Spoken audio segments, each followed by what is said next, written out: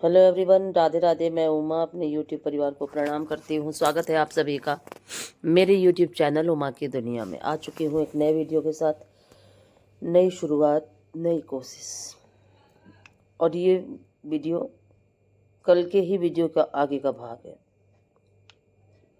पानी डालने में के बाद पौधों में आ चुकी थी, जो बर्तन धुले हुए रखे थे उनको लगाने के लिए। और फिर रात में मैंने कोई भी वीडियो नहीं बनाया। और फिर ये है सुबह का समय। सुबह का समय करीब बजा हुआ था 7, सवा 7। धूप अच्छी निकली थी, बिल्कुल अभी थोड़ी थोड़ी सी ही धूप आई थी। और उसके बाद सब बच्चों को सब्जी पराठा बना दिया था। और आज बहुत सारा काम सोच के रखा था जो मुझे करना था। और उस बहुत सारे काम में सबसे ज़्यादा ज़रूरी काम था, वो था गेहूँ धुलने थे मुझे। इसीलिए सुबह बच्चों के लिए नाश्ता बना के और फिर अपने सारे काम शुरू कर दिए थे। और सब उसके बाद जो सबसे ज़्यादा ज़रूरी काम था मेरी समझ में आया सब्जी पराठा बनाने के बाद, कि सबसे पहले पानी को भर लेती हूँ। क्या होता है कि अगर लाइट चली गई तो फिर बार बार ही जाते रहती है। और इससे क्या होता है कि फिर परेशान हो जाते हैं हम सब। और लाइट का भरोसा भी नहीं होता। बस क्या होता है कि थोड़ा सा ही रुकी और बस फिर चली गई। इस वजह से सारा ही क्रम बिगड़ जाता है। तो जो सबसे ज़्यादा ज़रूरी काम होता है बच्चों को नाश्ता बनाने के बाद, वो होता है पानी भरना। और फिर अब बारी थी झाड़ू पोछा करने की। और क्या है, इस समय सुबह नहा नहीं पा रहे हैं। अगर सुबह नहाने में लग जाओ तो फिर नाश्ता समय से नहीं बन पाता है। और दिन इतने छोटे होते हैं कि फिर काफ़ी दिक्कत होती है इसी वजह से। तो नहाती थोड़ा लेट हूँ, करीब 8:30 9, कभी कभी तो 9 सवा 9 भी बज जाता है। जिस तरह से हो पाता है उस तरह से करती हूँ। और ज़्यादा कोशिश भी नहीं करती हूँ कि सुबह 4 बजे से उठूँ, क्योंकि क्या है, सर्दियों का समय है और कहीं दिक्कत ना हो जाए। इसी वजह से अपने आप को जिस तरीके से अपना शरीर चले उस तरह से चलाना चाहिए। और फिर देखिए, सभी जगह झाड़ू लगानी थी मुझे, झाड़ू लगा रही थी। उसके बाद करूँगी पोछा, फिर मैं धुलूँगी गेहूँ। लेकिन कितना भी जल्दी करो, ये सब करते करते बहुत ज़्यादा लेट हो चुका था। और सोचते हम कुछ और है और होता कुछ हमारे जीवन में और है। ये चैलेंज हमारे साथ डेली का ही है। प्रतिदिन हमारे साथ ये चीज़ रहती है कि सोच के हम कुछ उठते हैं, क्रम हमारा काम करने का कुछ दूसरा होता है और होता कुछ दूसरा है। क्योंकि हम सब कठपुतली हैं। ईश्वर हमें जिस तरीके से नचाता है हम उसी तरह से नाचते हैं। ये हमारे मन का एक भ्रम है, जो हमारी आंखों में पर्दा पड़ा हुआ है कि हम कुछ करते हैं। हम कुछ कभी नहीं कर सकते, हमारी कोई भी औकात नहीं है। ना हम कर सकते हैं, ना हम करवा सकते हैं।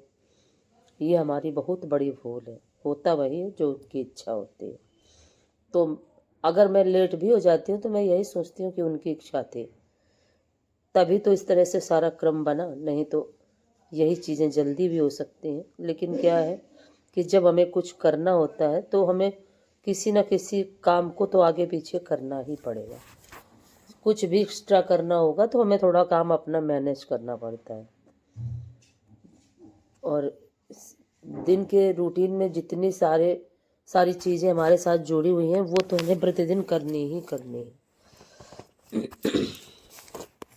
अब मौसम काफ़ी ठंडा होने लगा है। और उसके बाद फिर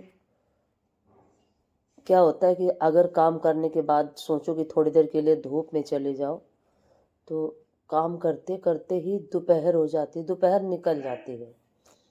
और धूप में बैठना क्या है कि अगर फुर्सत में हो तो धूप में बैठ जाओ। अगर हम फुर्सत में नहीं है तो धूप में बैठना भी नहीं अच्छा लगता।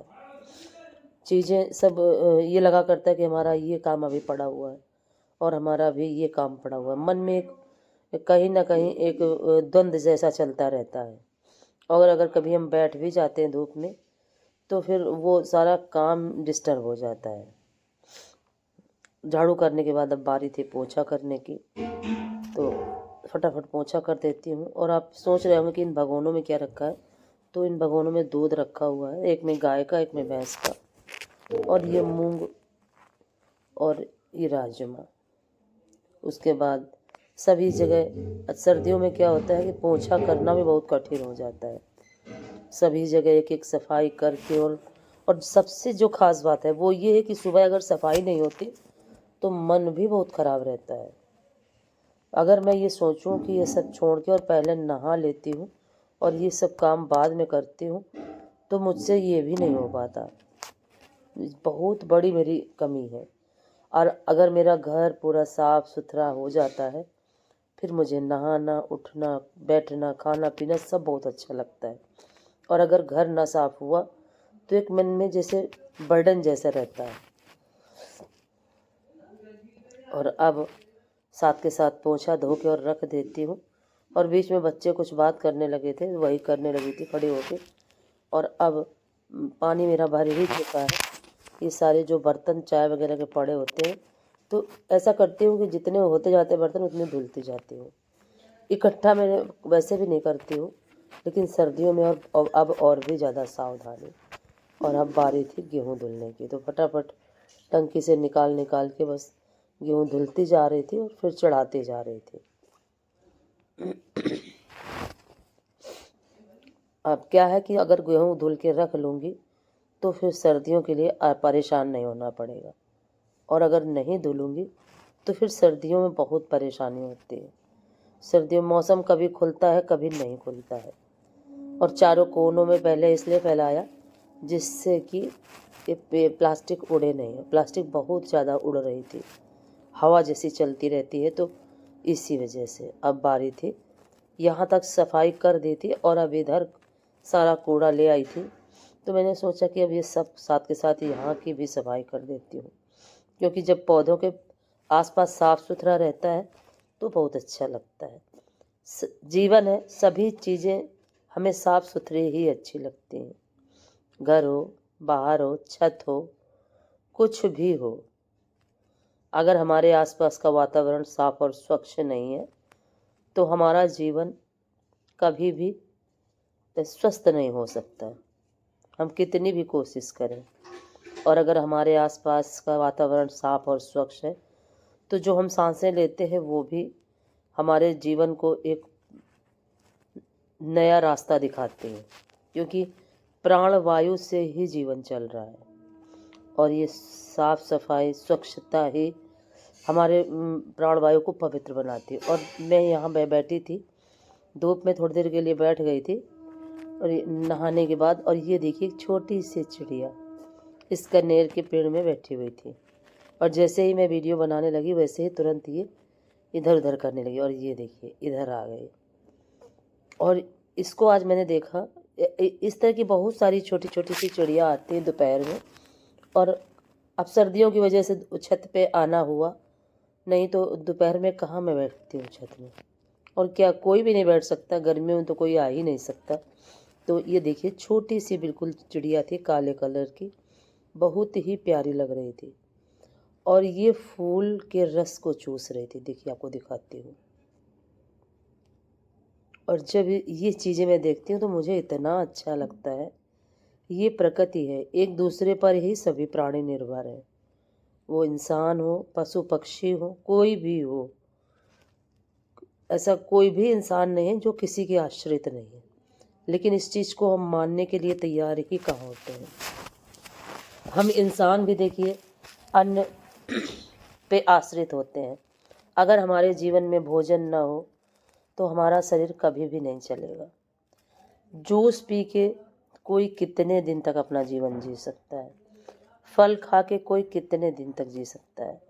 तो सबसे ज़्यादा जो महत्वपूर्ण है वो हमारे जीवन के लिए अन्न है।